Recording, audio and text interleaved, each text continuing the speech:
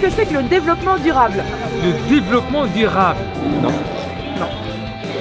J'aime pas. Sincèrement, pas trop, hein. Vaguement.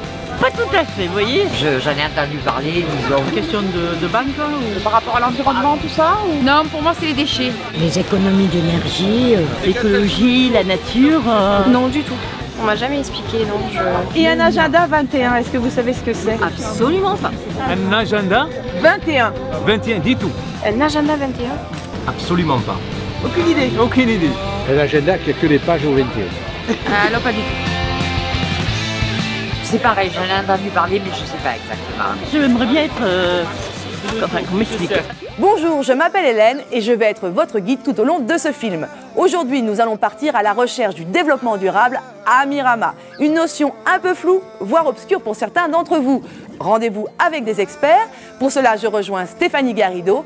Elle travaille pour l'Agence régionale pour l'environnement et accompagne la commune sur ces questions depuis 3 ans.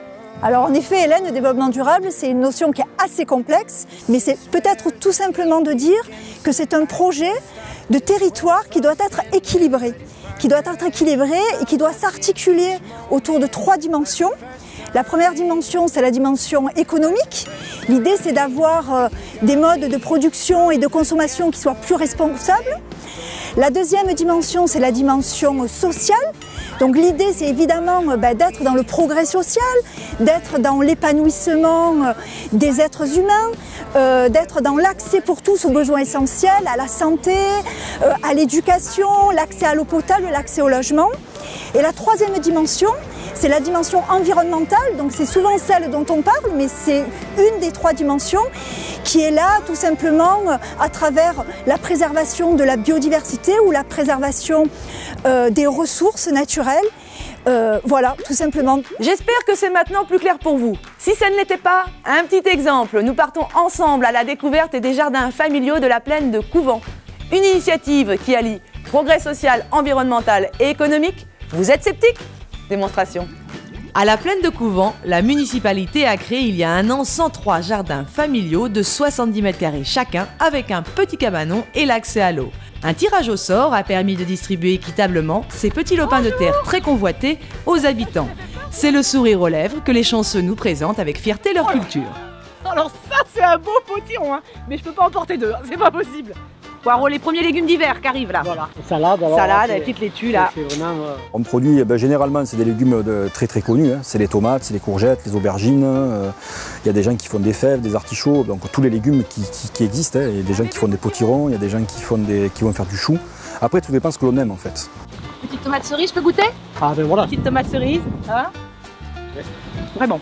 Ça n'a rien à voir avec... Ça n'a rien à voir avec les autres tomates. Les légumes que l'on produit ici sont toujours, on va dire, de meilleure qualité, puisqu'on sait ce que l'on a mis dessus, on sait qu'il n'y a pas de traitement chimique, donc c'est du bio quelque part. Et c'est ça qui est intéressant, c'est-à-dire de manger des légumes, de manger aussi des légumes à la bonne saison, et de ne pas manger des tomates peut-être en plein hiver, de manger uniquement sa production. La notion de lien social est très importante au jardin, puisqu'elle permet un échange, aussi bien au niveau de la production, mais aussi de discuter avec son voisin, ce qu'on a de moins en moins l'occasion de le faire dans nos quartiers par exemple, et donc c'est très agréable. Un lombricomposteur, c'est pas rien. Vous allez nous expliquer ce que c'est, Pierre? Quand on mange des pommes, quand on mange des trucs comme ça, on met tout dans le composteur. Vous avez après... C'est le meilleur des engrais. C'est le meilleur des engrais. Un engrais naturel, gratuit et fait maison. En plus, cela permet de recycler les déchets organiques en diminuant la taille de nos poubelles. Autant de bonnes raisons qui ont amené la municipalité à proposer aux habitants qui le désirent l'achat de composteurs à moindre coût. Avec mes talons, je vais faire rire tout le monde, hein.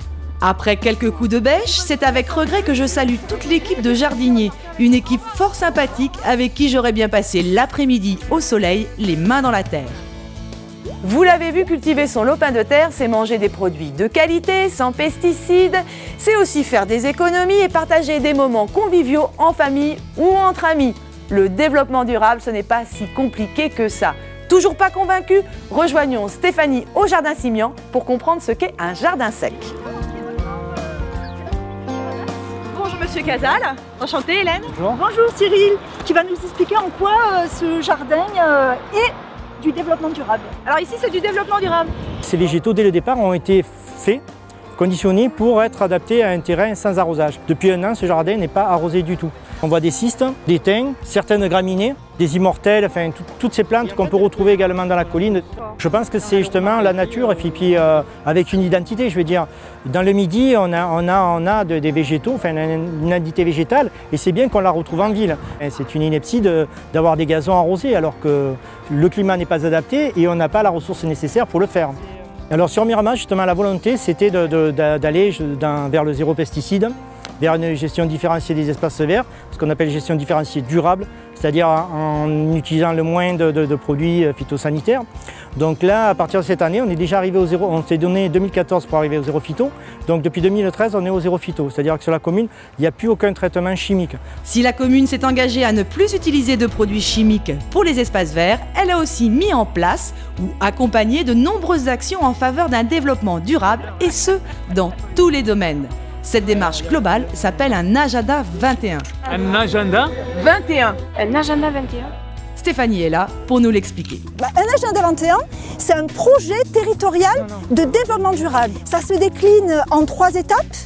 La première étape, c'est un diagnostic, c'est-à-dire un état des lieux du territoire. Ensuite, la deuxième étape, c'est une stratégie.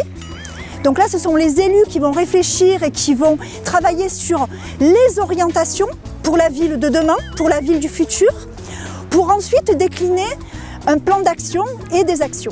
La ville de Miramar, c'est une ville qui est particulière. On a comme force des espaces naturels qui sont magnifiques, des espaces forestiers qui sont également magnifiques, mais à contrario, une population qui ne les connaît pas et qui ne les fréquente pas. On a une ville qui a un taux de chômage très important. On a une ville qui a des disparités au niveau des quartiers qui sont également très importants. Donc le programme d'action va permettre de répondre à ces forces et ces faiblesses au niveau du territoire. La Maille 2 fait justement partie de ces quartiers qui connaissent des difficultés.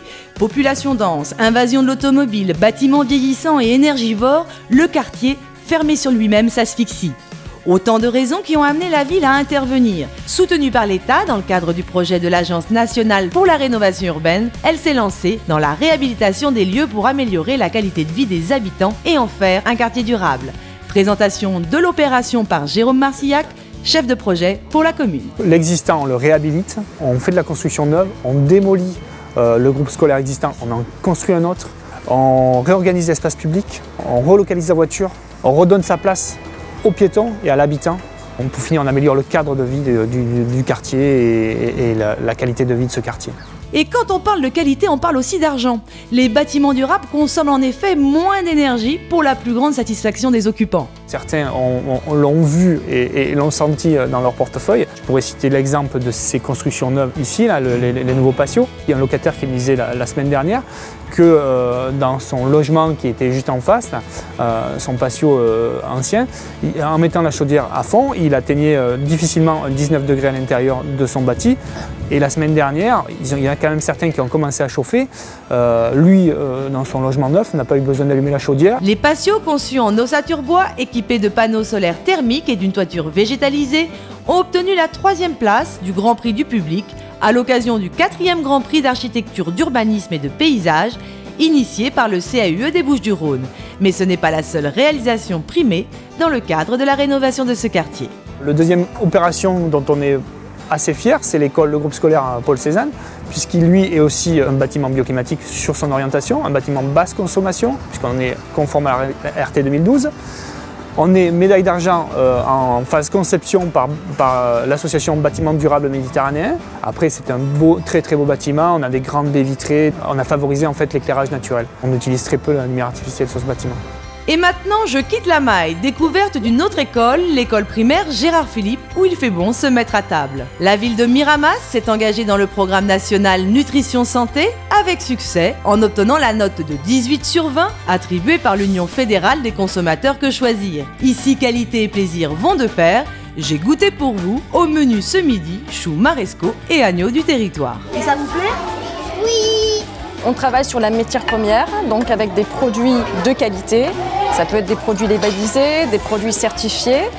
On travaille également sur des produits locaux, puisqu'on a par exemple de l'agneau qui vient de la région d'Arles. On travaille sur des produits de saison, bien sûr, puisqu'on a du chou, chou-fleur et chou romanesco. Et on travaille aussi sur la préparation des plats, puisqu'on demande un maximum de préparation par des cuisiniers en cuisine et le moins possible de produits élaborés. Ça les amène à goûter, à découvrir des aliments qui peut-être ne mangent pas particulièrement chez eux. Pour manger sainement, il faut privilégier la qualité et s'informer des modes de production et de l'origine des aliments. C'est pourquoi la commune a permis à un jeune couple d'agriculteurs de s'installer à proximité du centre-ville. Marine et Damien se sont lancés dans la production de lait de vache et la vente en direct. Ici, tout est naturel, pas de pesticides ni d'antibiotiques, que du bon et du bio. C'est le monsieur de ces dames. C'est un taureau au braque et c'est ce monsieur qui a l'honneur de couvrir toutes ces dames pour faire des petits. Le bio pour nous c'est une évidence, quoi. On ne se voyait pas faire autre chose. On a tendance toujours à se tourner vers des produits bio nous-mêmes, donc on ne voyait pas produire autre chose que ce qu'on pouvait nous-mêmes acheter, quoi. Il veut plus s'arrêter, t'as pas compris que c'était fini là. On est dans un coin où les gens sont pas trop habitués au lait cru. Les gens ont un gros a priori sur le lait, c'est super fort, le lait cru, le vrai lait de vache. Et puis au final, une fois qu'ils ont goûté, ils veulent plus s'en passer, quoi. On a des tas d'enfants qui viennent goûter, les parents sont un peu hésitants et puis une fois qu'ils goûtent, ils veulent plus jamais autre chose que notre lait cru et ils sont ravis, quoi. On emmène les vaches au pré là, hein. Ça y est, la traite est terminée. Traite du matin, il n'y en a qu'une de toute façon. On emmène les vaches au pré et après ça on va aller s'occuper de la transformation du lait, hein, c'est ça, voilà, pour aller faire des bons fromages de vache et pas de chèvre, ce qui est rare quand même dans notre région. Nos produits, on peut les trouver soit directement en venant à la ferme Saint-Désiré, donc à Miramas le jeudi et samedi matin, soit par le biais de la MAP Culture Nature. Une AMAP, ou Association pour le maintien d'une agriculture paysanne, fait le lien entre les producteurs et les consommateurs. Le principe est simple. Chaque semaine, vous récupérez un panier de fruits, légumes et autres produits transformés à la ferme. Les AMAP vous garantissent un approvisionnement local, des produits de qualité, souvent moins chers et toujours de saison. Le développement durable, c'est avant tout une question d'innovation technologique et sociétale, de création de produits et de services qui répondent à une nouvelle contrainte réglementaire, à une pression de plus en plus forte du consommateur. S'emparer du développement durable, faire venir des entreprises de ce secteur, c'est dynamiser son territoire, créer de nouveaux emplois, donner un coup de fouet à l'économie locale.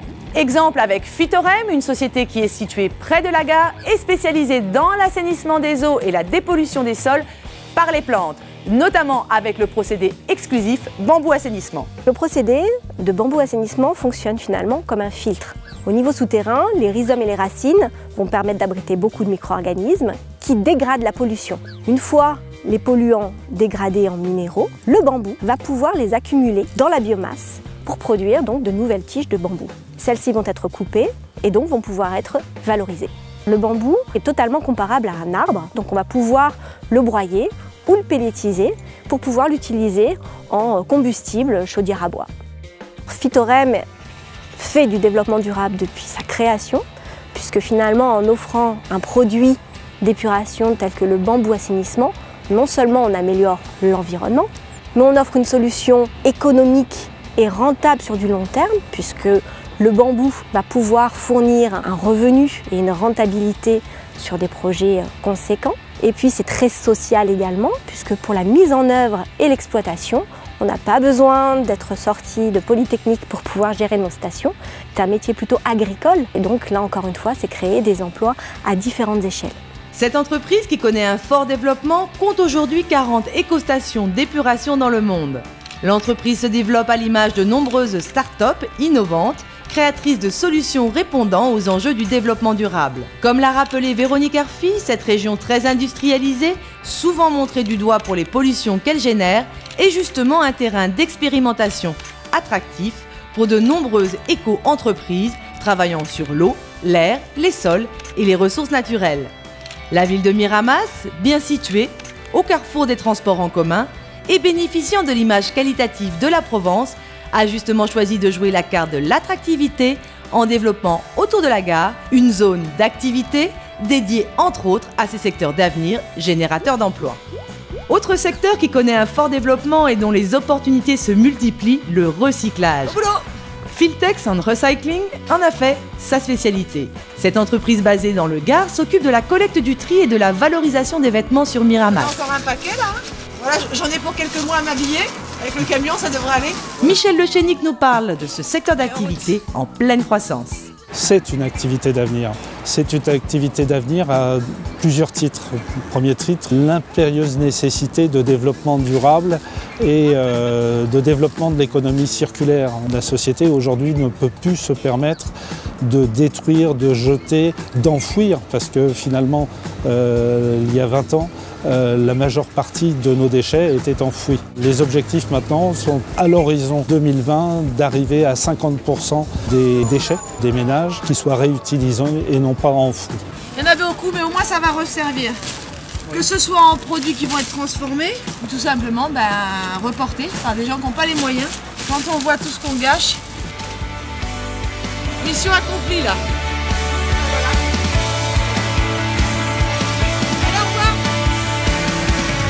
La balade s'achève et je reste un peu sur ma faim, tant d'autres sujets auraient mérité d'être évoqués.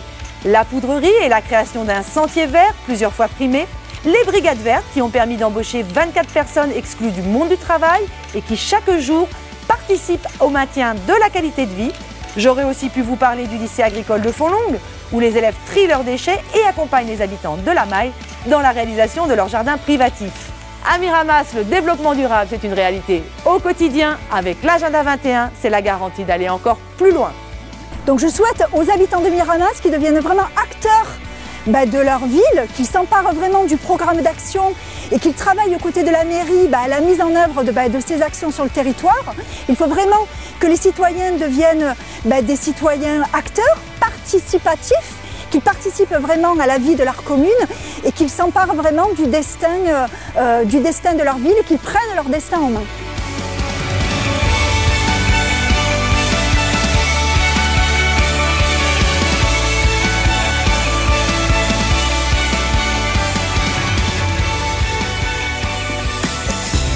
Miramas, une ville, des vies.